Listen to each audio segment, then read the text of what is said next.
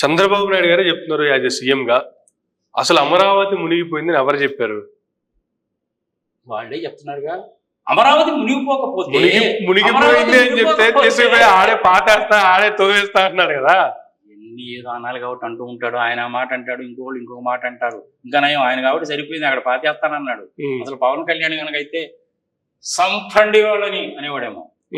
మనం లోకేష్కి అయితే ఏంటంటే తెలుగు సరిగ్గా రాదు కాబట్టి ఎర్ర పుస్తకంలో రాసుకునేవాడేమో. మరి ఎవరెవరిని పాతేయాలో ఎన్ని ఏదో అంటా ఉంటారు బాబు. అంతే ఏంటంటే ఒక రకంగా చెప్పాలంటే ఏంటంటే హాఫ్ నాలెడ్జ్ పిల్లలు అనాలా, థర్డ్ క్లాస్ పిల్లలు అనాలా, బుద్ధి జ్ఞానాలు లేని వాళ్ళు అనాలా.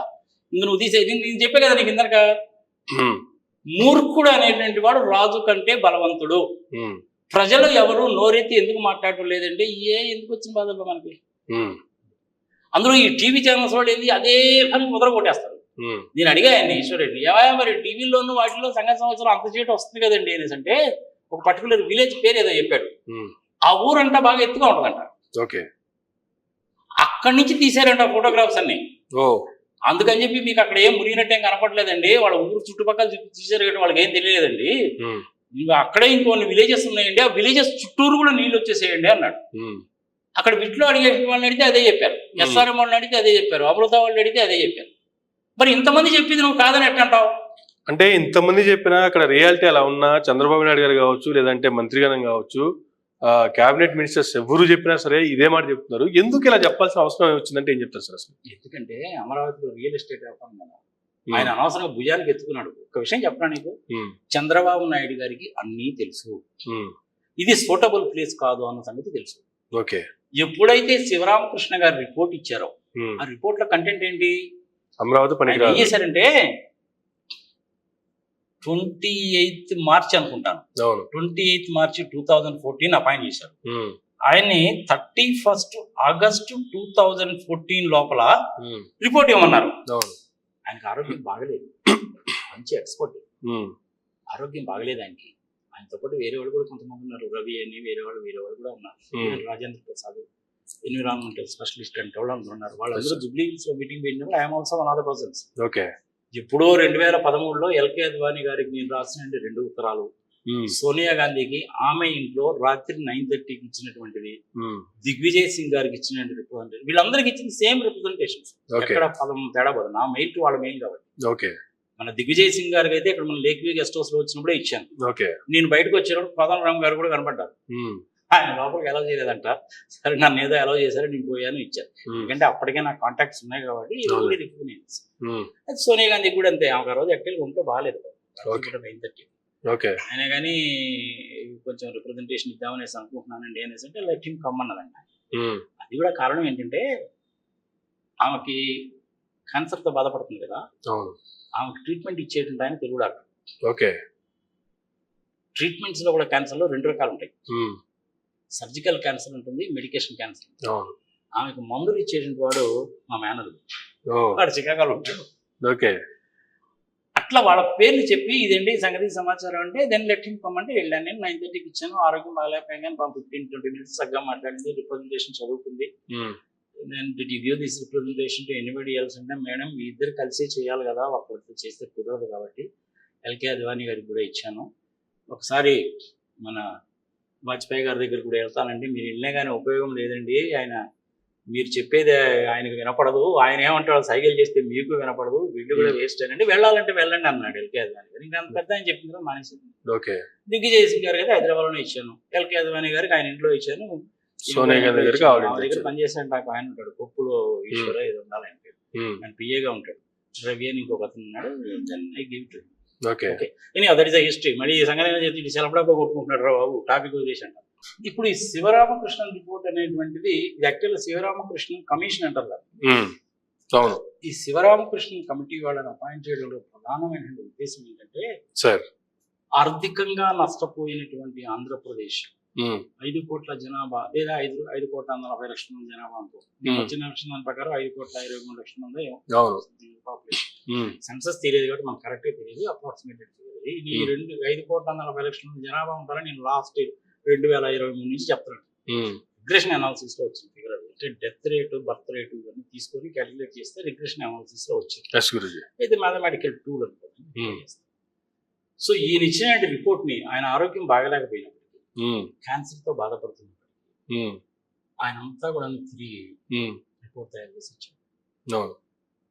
ఎడ్యుకేషన్, హెల్త్, నదులు, ఇరిగేషన్, ప్రాజెక్టులు, పంటలు, వాణిజ్య పంటలు, ఆహార పంటలు, ఉద్యోగ అవకాశాలు, ఏ టైప్ ఆఫ్ ఇండస్ట్రీస్ ఎక్కడెక్కడ పెట్టుకోవడానికి అవకాశం ఉంటుంది 13 జిల్లాల్లో, 974 కిలోమీటర్ల తీర ప్రాంతంలో పోర్ట్స్ కట్టి ఎలా ఉపయోగించుకోవచ్చు, మొత్తం మనం డీటెయిల్డ్ రిపోర్ట్ ఇస్తే పీడిఎఫ్ ఫార్మాట్ లో ఉంది, ఎవరైనా సరే డౌన్లోడ్ చేసి తీసుకోవచ్చు. శ్రీరామకృష్ణన్ కమిషన్ రిపోర్ట్ అంటే పీడిఎఫ్ ఫార్మాట్ లో ఉంటుంది, ఎవరైనా తీసుకోవచ్చు. చాలా డీటెయిల్డ్ గా రిపోర్ట్ ఇస్తే ఈ చంద్రబాబు నాయుడు గారు ఆ రిపోర్ట్ ని పక్కలో పెట్టేశాడు, కృష్ణానదిలో కలిపేశాడు. ఏం చేశాడైనా ఈ శ్రీరామకృష్ణన్ కమిటీ రిపోర్ట్ ని తీసి పక్కన పెట్టి నారాయణ కమిటీ చేశాడు. గల్లా జయదేవ్ ప్లస్ నారాయణ ప్లస్ ఇంకొంతమందితోటి కలిపి ఒక కమిటీని వేశాడు, కమిషన్ కాదు, కమిటీ వేశాడు. వారం రోజుల్లో Amaravati is the capital right place అని చెప్పి డిసైడ్ చేశారు. దాదాపుగా 5 నెలలు పట్టింది ఇక్కడ. ఈ 5 నెలల్లో కూడాను డిస్ట్రిక్ట్ కలెక్టర్స్ కానీ ఎంఆర్ఓస్ కానీ ఆయన గవర్నమెంట్ ల్యాండ్ ఎక్కడెక్కడ ఉంది ఇవ్వమంటే రికార్డ్స్ ఇవ్వలేదట. ఓకే, అది ఆయనే చెప్పాడు. ఎప్పుడు చెప్పాడో తెలుసైనా, ఇంకొక 3 రోజులకి చనిపోతాడు అనగా హిందూ వాళ్ళకి ఇచ్చిన ఇంటర్వ్యూలో చెప్పాడు ఆయన ఈ సంగతులన్నీ. ఓకే, అప్పుడు కూడా చెప్పాడు ఆయన మళ్ళీ, చంద్రబాబు నాయుడు గారు మీరంటే నాకు చాలా అభిమానం, మీకు విజన్ ఉంది, అనుభవం ఉంది, కాస్త కూస్త చదువుకున్నారు, ప్రపంచం తిరిగారు, I love like and admire at you, కానీ అమరావతిని మీరు రాజధాని కింద సెలెక్ట్ చేశారు, మీరు పప్పులో కాలేశారు, ఇది మీ పాపం వచ్చుతుందని చెప్పాడు ఆయన. ఇది నేను చెప్తున్న మాట కదా, ఆయన చెప్పిన మాటే. మీరు హిందూకు సంబంధించిన కన్నా తీస్తే ఆయన ఇచ్చిన ఇంటర్వ్యూ వేశారు, అది చూడొచ్చు, అందులో కూడా కనపడుతుంది. అందుకనే కదా అమరావతి అని భ్రమరావతి అని రకరకాలుగా రావడానికి కూడా కారణాలు అవే. అలాంటి వీళ్ళు ఏం చేశారంటే రిపోర్ట్ ఇచ్చేసి రైట్ ప్లేస్ అన్నారు, ఇది తప్పుడు నిర్ణయము. ఇప్పుడు కూడా తెలుస్తుంది కానీ ఇక తప్పుడు నిర్ణయం అని, అయినా కానీ చంద్రబాబు నాయుడు ఒప్పుకోడు. పైగా ఏమంటాడు, ఆ మాట అన్నటువంటి వాడిని ఆడే పాతేస్తానంటాడు. ముఖ్యమంత్రి అయినటువంటిది జనాలని బతికించడానికా పాతేయడానికా ప్రజల నిర్విఘ్నతగా వదిలేద్దాం. మునిగిపోయిన మాట వాస్తవమా కాదా, ప్రజల విజ్ఞతకి వదిలేద్దామో నేను ఇందాక ఎక్స్ప్లెయిన్ చేసి చెప్పాను. ఎప్పటికీ కూడాను అమరావతి అనేటువంటిది రాజధానికి పనికే రాదు. ఓకే, ఫస్ట్ టైం ముఖ్యమంత్రి అయినటువంటి వ్యక్తిది. కంటిన్యూషన్ లో చెప్తాను, ఎంత చక్కటి అవకాశం అంటే అంత బ్యూటిఫుల్ అవకాశం ఉంది. 10,000 ఎకరాల్లో దునకొండ లాంటి ప్లేసెస్ లో ఫస్ట్ యాక్టివ్గా డిసైడ్ చేసింది దొనకొండే. Direct no indirect no Sriramakrishna గారు చెప్పింది దొనకొండ ఏరియానే చెప్పాడు. ఆ విషయాలన్నీ కూడా నా రిపోర్ట్లో ఉన్నటువంటి వాటిని బయటికి రానియకుండా తొక్కేసి వీళ్ళతోటి కమిటీ వేసి అమరావతిని డిసైడ్ చేశారు. కొంప మునిగిందా లేదా ఇప్పుడు? అంతేగా, ప్రజల విజ్ఞతకి వదిలేద్దాం. నాకు తెలిసింది అదే చెప్తున్నాను. నేను మొదటి నుంచి చెప్తున్నాను, 2013లో ఎల్కే అద్వానీ గారికి మే నెలలో నా మెయిల్ నుంచి ఆయన మెయిల్కి పంపించిన దాంట్లో కూడా నేను ఇదే చెప్పాను. రాష్ట్రం చాలా నష్టపోతుందండి, క్యాపిటల్ కట్టుకోవడానికి సంవత్సరానికి 10,000 కోట్ల రూపాయల చొప్పున మీరు యూనియన్ బడ్జెట్ లో 20 సంవత్సరాల పాటు ఇవ్వండి. కడపలో స్టీల్ ప్లాంట్ పెట్టడానికి సహకరించండి. 4 పోర్ట్లు అంటే దుగ్గరాజపట్నం పోర్ట్ లాంటిది కట్టుకోవడానికి పర్మిషన్ ఇవ్వండి. చిన్న చిన్న రైల్వే లైన్స్ వేయడానికి ఇవ్వండి. Agriculture university, IIT, IIM, AIIMS ఇట్లాంటివన్నీ చేయండి. విజయవాడ ఎయిర్పోర్ట్ ను ఇంటర్నేషనల్ ఎయిర్పోర్ట్ కింద కన్వర్ట్ చేయండి. ఇలాంటివన్నీ రాసి ఇచ్చాను నేను. పార్లమెంట్ లో డిస్కస్ చేస్తా అన్నాడు, టైం లేదు, చేయలేదు. కాంగ్రెస్ వాడు బీజేపీ వాడు ఇద్దరు కలిసి కుమ్మక్కైపోయి 3 నిమిషాల్లో డిసైడ్ చేసేసుకొని 20 నిమిషాల్లో తలుపులు వేసేసి చేసేసారు. ఆర్టికల్ 3ని అడ్డం పెట్టుకొని చేశారు. ఆర్టికల్ 3 ప్రకారం రాష్ట్ర కేంద్ర ప్రభుత్వానికి అధికారం ఉంటుంది. కొత్త రాష్ట్రాలు ఏర్పడచ్చు, వేరే రాష్ట్రంలో ఉన్న భూభాగాన్ని కలపచ్చు, విస్తరించవచ్చు, కుదించవచ్చు, విభజించవచ్చు, ఇవన్నీ చేయొచ్చు ఆర్టికల్ 3 ప్రకారం. కానీ ఆర్టికల్ 4లో ఏం చెప్పారు, ఇలాంటి పనులు చేసేటప్పుడు దాని సీక్వెన్షియల్ ఎఫెక్ట్స్ ఏంటి, కాన్సిక్వెన్షియల్ ఎఫెక్ట్స్ ఏంటి, ఇన్సిడెంటల్ థింగ్స్ ఏంటి, కోఇన్సిడెంటల్ థింగ్స్ ఏంటి కూడా చూడాలి అని చెప్పారు. నేను ఎల్కే అద్వానీ గారు రాసిన లెటర్లో కూడా అదే చెప్పాను. రాష్ట్రాన్ని డివైడ్ చేయండి, తప్పు లేదు, ఇటువంటి తప్పు కూడా లేదు, నాకు తెలిసినంత వరకు చెప్తున్నానండి నేను. ఆయనకి నాకు అక్రాస్ ద టేబుల్ డిస్కషన్ అది. మీరు రైటింగ్ లో ఇవ్వండి అన్నాడు, మెయిల్లో పంపించాను నేను. అందులో ఈ విషయాలన్నీ రాశాను నేను. వాటర్ షేరింగ్ దగ్గర ప్రాబ్లం వస్తుంది, నీటి పంపిణీ దగ్గర తగాదాలు వస్తాయి, ఆర్థిక పరమైన విషయాల్లో తగాదాలు వస్తాయి. ఏపీఎస్ఆర్టీసీ, ఏపీ జెన్కో, ట్రాన్స్కో ఇట్లాంటి వాటిని విభజించడం పెద్ద కష్టమేం కాదండి. 10 రూపాయలు ఇటుపోయినా అటుపోయినా తెలుగు ప్రజలే కదా, నష్టం లేదండి. డీటెయిల్ గా రాసిచ్చాను నేను. ఓకే, నీటి తగాదాలు వస్తాయి, ఆర్థిక పరమైన తగాదాలు వస్తాయి. ఈ రెండింటికి మీరు చక్కగా యాక్ట్ లో పెట్టి చేసినా కానీ తప్పలేదండి. నా యాక్ట్ ఎవరు రాశారనుకుంటున్నావు? మెజారిటీ ఆఫ్ యాక్ట్ రాసినట్టు Jayaram Ramesh is very intelligent. Okay, IT Bombay. Manmohan Singh గారి గవర్నమెంట్ లో మినిస్టర్ గా కూడా ఉన్నాడు. మెజారిటీ ఆఫ్ యాక్ట్ అంతా ఆయన రాశాడు. ఓకే, మా లాంటి వాళ్ళు ఏదో చిన్న చిన్న సలహాలు ఇచ్చాం. ఉండవల్లి అరుణ్ కుమార్ గారు ఆయన చెప్పేది ఆయన చెప్పాడు, నా లాంటి వాళ్ళు చెప్పేది నేను చెప్పాను. నేను ఇంచుమించుగా 1 year ముందే లెటర్ కూడా ఇచ్చాను. కావాలంటే ఎవరికైనా ఆ లెటర్స్ పంపిస్తాను, చూసుకోండి. నేను ఏదైనా తప్పుగానే చేస్తున్నట్టయితే చెప్పండి, నేను సరిదిద్దుకుంటాను. ఇది ఒక పార్ట్. ఇప్పుడు ఈ శివరామకృష్ణ రిపోర్ట్ తీసి పక్కన పెట్టి దాన్ని తొంగలో దొక్కేసి, అంటే ఆయన చెప్పిన దాని ప్రకారం ఏంటంటే అప్రాక్సిమేట్లీ దొనకొండలో పెట్టాలి.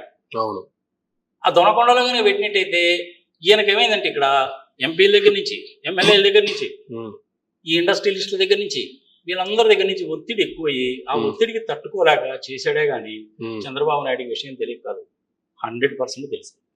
ఓకే, వరల్డ్ బ్యాంక్ వాళ్ళు వచ్చారు, లోన్ అడిగారు, ఇవ్వం పోల్ని అన్న. మొన్న కూడా వచ్చారు.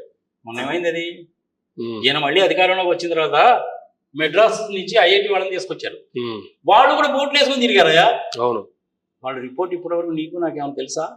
తెలియదు. పనికిమాలిన విషయాలన్నిటికీ నువ్వు వైట్ పేపర్స్ పబ్లిష్ చేస్తావు. మరి శివరామకృష్ణ రిపోర్ట్ ఎందుకు ప్రజల మధ్యలో పెట్టలేదు? మొన్న ఐఐటి నుంచి, చెన్నై నుంచి వచ్చిన వాళ్ళు ఇచ్చిన రిపోర్ట్ ఎందుకు నువ్వు ప్రజల మధ్యలో పెట్టలేదు? నిజాలన్నీ బయటపడతాయి కాబట్టి. నిజాలు కనుక బయటపెడితే అమరావతి క్యాపిటల్ కాదు. అంతేగా. ఓ అక్కడ ఉండేటువంటి వాళ్ళని కొంతమంది నేను అడిగితే, సార్ ఇది నల్లరేగడి నేల సార్, ఇది భూమిలోకి నీళ్ళు అనేటువంటిది కొంతవరకే ఇంకుతాయి, చాలా సారవంతమైన భూమి అండి, మేము కంఫర్టబుల్గా బతుకుతున్నామండి, ఎట్టలేదన్నా కానీ మాకు ఇంట్లో పాడుంటుంది, చిన్న ఇల్లు ఉంటుంది, పిల్లలందరూ కూడా చదువుకున్నారు, అమెరికా పోయిన వాళ్ళు కూడా చాలా మంది ఉన్నారు, మా జీవనం కంఫర్టబుల్గానే ఉందండి, ఎట్టలేదనుకున్నా కానీ సంవత్సరానికి మాకు 1,50,000 2 లక్షల రూపాయలు మా ఖర్చులు పొంగ డబ్బులు మిగులుతాయి. గేదెలు పాలిస్తాయి, పాలు కూడా అమ్ముకుంటే వస్తాయి, పూలు పళ్ళు అరటి తోటలు అన్ని చక్కగా ఉందండి మాది అని చెప్పారు. మరి ఈ సంగతి మరి మీరు అమరావతి క్యాపిటల్ కింద డిక్లేర్ చేసిన మీరే కదా బాబు, టెంట్లు వేసుకొని చేశారు అండి అంటే, సార్ ఏం చేస్తారు సార్, మాకు కూడా పొలాలంతా తీసేసుకున్నారు కదా, మాకేం పని లేదు కదా సార్, రమ్మన్నారు, భోజనం పెడుతున్నారు, టీ ఇస్తున్నాను సార్. ఇప్పుడు చెప్పిన మాట స్వామి ఇది. సరే మీరు వస్తే మీరు వచ్చారా, ఆడవాళ్ళు కూడా వచ్చారు, భోజనం పెడతారు కదా సార్.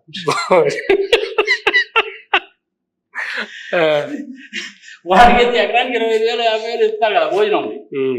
సరే, ఇది శివరామకృష్ణ గారి సంబంధించింది. సరే, అల్టిమేట్ గా అమరావతి అని చెప్పి డిసైడ్ చేశారు, దానికి సంబంధించిన స్టాటిస్టికల్ ఇన్ఫర్మేషన్ చెప్పారు. ఇంత మీన్వేల్ ఏమైంది, జపాన్ నుంచి వచ్చిన ఒక వ్యక్తి మూకీ అని ప్రపంచవ్యాప్తంగా పేరు ప్రఖ్యాతలు గడించినటువంటి ఆర్కిటెక్ట్.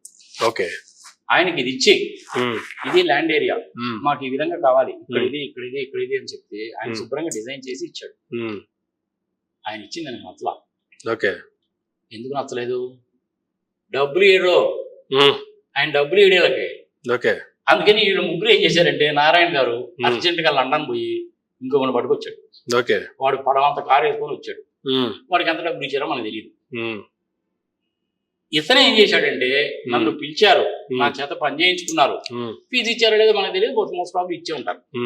కానీ దాన్ని తీసి పక్కన పెట్టారు, నన్ను హాఫ్ గా వర్క్ చేసిన తర్వాత గెంటేశారు నన్ను అని చెప్పి చెప్పడమే కాకుండా ప్రపంచవ్యాప్తంగా పోయేటువంటి ఒక మ్యాగజైన్ ఇవ్వాలి ఆర్కిటెక్ట్స్ కి. ఓకే, అందులో 3 పేజీల ఆర్టికల్ రాశాడు. రాశాడు, అంతటితో ఊరుకున్నాడా? నేను బీహార్ గవర్నమెంట్ తోటి కూడా వర్క్ చేశాను. భారతదేశంలో బీహార్ అనేటువంటిది చాలా అభివృద్ధికి నోచుకోనటువంటిది బీద రాష్ట్రం అని చెప్పారు. అయినా కానీ ఆ గవర్నమెంట్ వాళ్ళకి నేను వర్క్ చేసి పెట్టాను,